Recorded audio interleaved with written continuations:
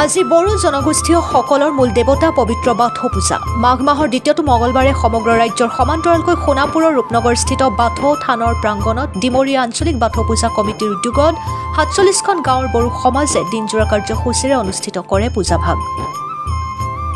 ইয়াৰ লগত সংগতি ৰাখি পুৱাৰ ভাগত পূজাথলীত পতাকা উত্তোলন কৰে ডিমৰীয়া আঞ্চলিক বাথৌ কমিটিৰ সভাপতি ভৱকান্ত বড়োৱে। লগতে স্মৃতি তৰ্পণ কাৰ্যসূচী ৰূপায়ণ কৰে উপসভাপতি ফুকন বড়োৱে। একেদৰে পূজাৰ থাপনা আৰু বন্তি প্ৰজ্বলনৰ পিছতে সমূহীয়া প্ৰাৰ্থনা কাৰ্যসূচী ৰূপায়ণ কৰে। ইফালে ডিমৰীয়া আঞ্চলিক বাথৌ পূজা কমিটিৰ উদ্যোগত দিনজোৰা কাৰ্যসূচীৰে অনুষ্ঠিত উক্ত পূজাভাগীত আৰজ দলৰ দ্বাৰা পৰিৱেশিত অনুষ্ঠানে জীপাল কৰি তোলে বাথৌ মন্দিৰৰ প্ৰাংগণত উপস্থিত সকলোৰে মন। ইয়াৰ পাছতে আমন্ত্ৰিত বড়ো কৃষ্টি দলৰ দ্বাৰা পৰিৱেশন কৰা হয় গীতমাত।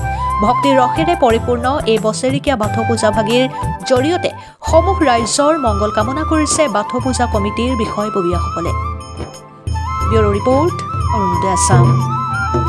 আমাৰ সমগ্ৰ পৃথিৱীত যিমান বড়ো মানুহ আছে, এই বড়ো জাতিটোৰ গোটেইখিনি মানুহে আজিৰ দিনটোতে পবিত্ৰ দিন বুলি ভাবি আৰু মাঘ মাহৰ দ্বিতীয় মঙলবাৰে প্ৰত্যেক বছৰে মাঘ মাহৰ দ্বিতীয় মঙলবাৰে পূজা কৰা হয়। আৰু এইটো আমাৰ পবিত্ৰ দিন বুলি ভাবোঁ। আৰু আমাৰ অকল অসমতে নহয়, গোটেই ভাৰতবৰ্ষৰ বিভিন্ন ঠাইত, নেপাল অন্য ঠাইতো আছে, আমাৰ পৃথিৱীৰ অন্য ঠাইতো আমাৰ বড়ো জাতিবিলাক আছে। এই বড়ো জাতিবিলাকে যিবিলাকে আমাৰ এই বাথৌ ধৰ্মীয় মানুহসকলে এই সকলো মানুহখিনি লগ লাগি আজি এই তাৰিখতে সকলোবিলাক মানুহে একেলগে পূজা কৰে। আৰু আমিও সেই একে হেৰিতে আজি প্ৰায় 1991 চনৰ পৰা ডিমৰীয়াৰ ৪৭খন গাঁও লগ লাগি আমি বিভিন্ন ঠাইত বেলেগ বেলেগকৈ কৰিছিলোঁ যদিও পূজা, এতিয়া আমি সমূহীয়াভাৱে ৪৭খন গাঁৱে লগ লাগি আমাৰ এই বাথৌ থানত আমি একেলগে উমৈহতীয়াকৈ বাথৌ পূজা কৰা আৰম্ভ কৰিছোঁ। আমি এতিয়ালৈকে সেনেকুৱাই আজি চলি আছে আৰু ভৱিষ্যতেও আমি একগোট হৈ আমাৰ এই বাথৌ থানখন উন্নতি কৰাৰ কাৰণে সকলোকে মই মিডিয়াৰ যোগেদি আহ্বান জনাইছোঁ আৰু সকলো আহি যাতে সহায় সহযোগ কৰে তাৰ কামনা কৰিছোঁ। এইখন বেছিখন নহয়, অলপ হেৰি আজি আমি ধৰক এই বছৰেকীয়া বাথৌ পূজাৰ দিন, সেই গতিকে আমি ডিমৰীয়া আঞ্চলিক বাথৌ কমিটিৰ ফালৰ পৰা আমাৰ ডিমৰীয়া বড়ো ৰাইজে এই বাথৌ থানচালিত আজি পূজাখন কৰিছে। গতিকে আমি ভাবোঁ যাতে আজি যিখিনি কৰিছে আগকো লাগে যাতে আমি আকৌ ইয়াতকৈ উন্নত হিচাপত কৰিব পাৰোঁ, সেইখিনি আমি ভগৱানৰ ওচৰত প্ৰাৰ্থনা কৰিছোঁ। আৰু সবাৰো যাতে কুশল মংগল হয়, আমি বড়ো অনাবড়ো সকলোৰে কুশল মংগলৰ কাৰণে আমি কামনা কৰিছোঁ। আৰু আগন্তুক দিনত যাতে আমি আকৌ আপোনাসকলক আমি লগ পাব পাৰোঁ তাৰ কাৰণে আশা ৰাখিছোঁ। গতিকে আমি এইখিনি আশা কৰিছোঁ। এতিয়া আমি বেছি নকওঁ, আমি এই পূজাখন আজিৰ নহয়, আজিৰ পৰা 40 বছৰ আগৰ পৰা আমি প্ৰত্যেক বছৰে কৰি আহিছোঁ। আৰু আমাৰ নৱপ্ৰজন্মসকলে আকৌ তেওঁলোকে আহিলে আকৌ তেওঁলোকেও আকৌ যাতে এনেকৈ আগবঢ়াই লৈ যাওক বুলি ভগৱানৰ ওচৰত প্ৰাৰ্থনা কৰি মই মোৰ বক্তব্যটো ইমানটা সামৰণি মাৰিছোঁ।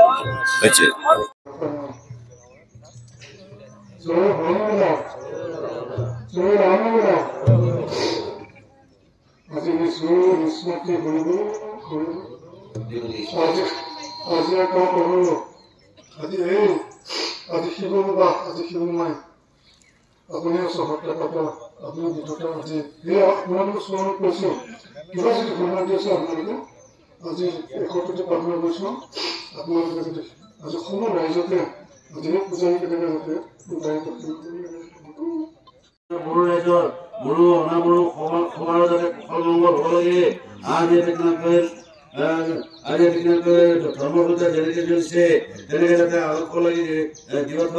প্ৰত্যেক বছৰৰ দৰে এই বছৰো অৰুণোদয় অসমে লৈ আহিছে সৰস্বতী পূজাৰ চেলফি প্ৰতিযোগিতাৰ গীত ধামাকা। ইচ্ছুক প্ৰতিযোগী পুৰুষ মহিলা উভয়ে সৰস্বতী পূজাৰ মণ্ডপত এখন চেলফি ফটো তুলি আমাৰ 9957282244 এই হোৱাটছএপ নম্বৰত প্ৰেৰণ কৰিব, লগতে নাম আৰু ঠিকনা। প্ৰতিযোগীসকলৰ ভিতৰত প্ৰথম, দ্বিতীয়, তৃতীয় স্থান বাছনি কৰাৰ লগতে 5জন প্ৰতিযোগীক নিচুকনি বঁটা প্ৰদান কৰা হ'ব। ধন্যবাদ।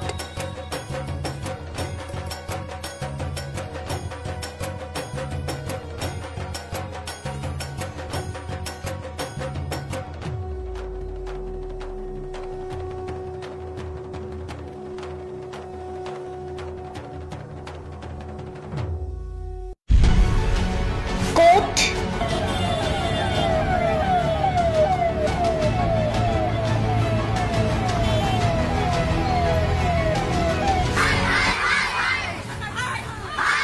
কিয় কেনেকৈ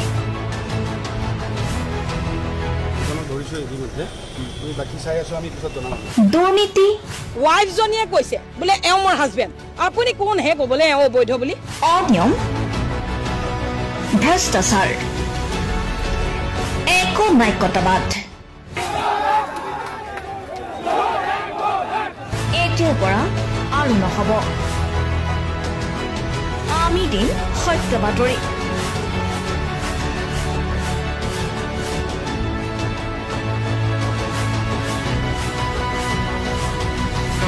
নিজকে সংস্থাপিত কৰাৰ বাবে শুদ্ধ ৰূপত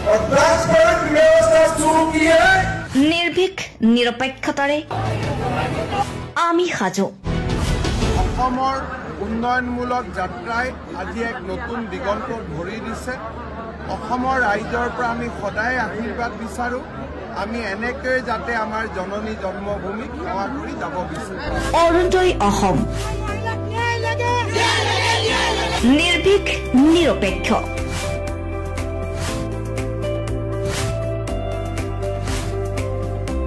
ৰাইজৰ বাবে ৰাইজৰ পক্ষত অৰুণোদয় অসম